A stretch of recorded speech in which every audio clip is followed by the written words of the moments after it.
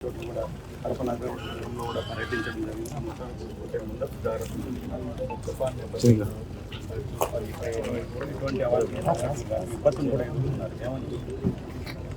విపత్తును ఎదుర్కోవడంలో తెలుగుదేశం ప్రభుత్వం, దేశంలో ఏ ప్రభుత్వం కూడా చంద్రబాబు నాయుడు గారి లాగా విపత్తును ఎదుర్కొంటే శక్తి సామర్థ్యాలు లేవని చెప్పచ్చు.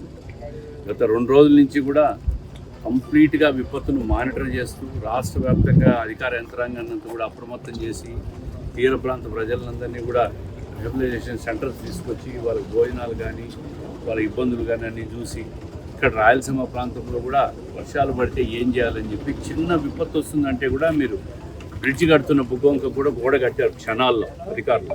అంటే ఈ ప్రభుత్వం విపత్తు వచ్చినప్పుడు ఎంత సమర్థవంతంగా పనిచేస్తుందో నిన్న ఈరోజు జరుగుతున్న తుఫానే ఒక పెద్ద ఉదాహరణ.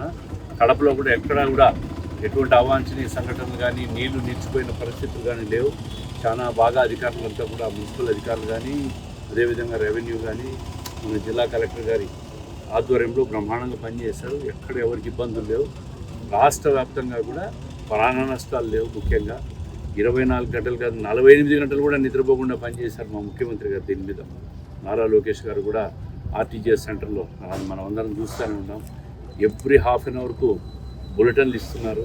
ప్రజల్ని ఏ విధంగా అప్రమత్తం చేయాలని చెప్పి ఎక్కడ కేంద్రీకృతమైంది, ఎక్కడ ఏ ప్రాంతంలో ఎక్కువ వర్షం పడుతుంది, ఎక్కడ ఏ ప్రాంతంలో తేలికపాటి ఉంటుంది ఎప్పటికప్పుడు అలర్ట్ చేసుకుంటా ప్రజలకు ఒక అవేర్నెస్ తీసుకొచ్చారు. ఇట్లా గత ప్రభుత్వాలు కూడా ఎప్పుడు కూడా ఈ విధంగా పనిచేయలేదు. గతంలో కూడా ముఖ్యమంత్రి గారు విశాఖపట్నంలో హుదూద్ తుఫాన్ కానీ హురికేన్ తుఫాన్ కానీ 96లో ఆయన ముఖ్యమంత్రిగా ఉన్నప్పుడు హురికేన్ తుఫాన్లు కానీ ఎదుర్కొన్న తీరును కూడా మనం చూస్తూ ఉన్నాం. నిన్న కూడా బ్రహ్మాండంగా సమర్థవంతంగా పనిచేసాం. ప్రజలు కూడా ప్రభుత్వం ఈ విధంగా విపత్తు వచ్చినప్పుడు పనిచేస్తుందా అనే దానికి ప్రత్యక్షంగా చూశారు ప్రజలు. ముఖ్యంగా చూసుకుంటే గత ప్రభుత్వంలో కూడా తేలికపాటి వర్షాలు పడినా కూడా కడప నగరం అంతా మునిపోయి ఎక్కడంటే అక్కడ నీళ్ళు కూడా నిలబడే పరిస్థితి. మొత్తానికి చూసుకుంటే ఈ మార్పు అయితే స్పష్టంగా కనిపిస్తుంది కడప నగరం. చూశారు కదా, దాదాపు ఎన్నో సంవత్సరాలు చూస్తున్నాం. చిన్న వర్షం పడితే అప్సరా సర్కిల్ అంతా నీళ్ళు నడిపోయాయి. మొన్న 10 రోజుల కిందట మున్సిపల్ అధికారులు అందరూ వచ్చారు. ఏసీ గారు చెన్నకేశ్వర రెడ్డి గారు కానీ ఈ గారు కానీ కింద జేఈలు కానీ డీసిల్టింగ్ చేశారు.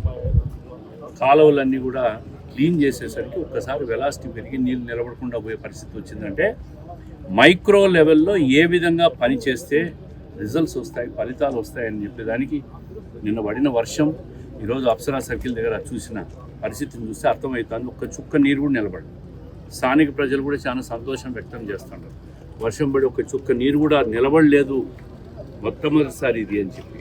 అదేవిధంగా ప్రధానమైన 22 డ్రైన్స్ కూడా రాబోయే వేసవి కాలం లోపల అన్నీ పూర్తవుతే భవిష్యత్తులో ఎప్పుడు నీళ్లు పడినా కూడా ఎప్పుడు ఎంత పెద్ద వర్షం పడినా కూడా ఎక్కడ నీళ్ళు నిలబడే పరిస్థితి ఉండదు. ఆ డ్రైన్లు పూర్తి చేస్తాం. అదేవిధంగా ఎన్నికల్లో చెప్పిన ఎమ్మెల్యే చెప్పిన ఈ 2 హామీలు షామేరియా లా కాలేజ్ బ్రిడ్జ్లు కూడా ప్రారంభమైనాయి. ఇవి కూడా పూర్తవుతే ప్రజలకు మరింత సౌకర్యవంతమవుతుంది.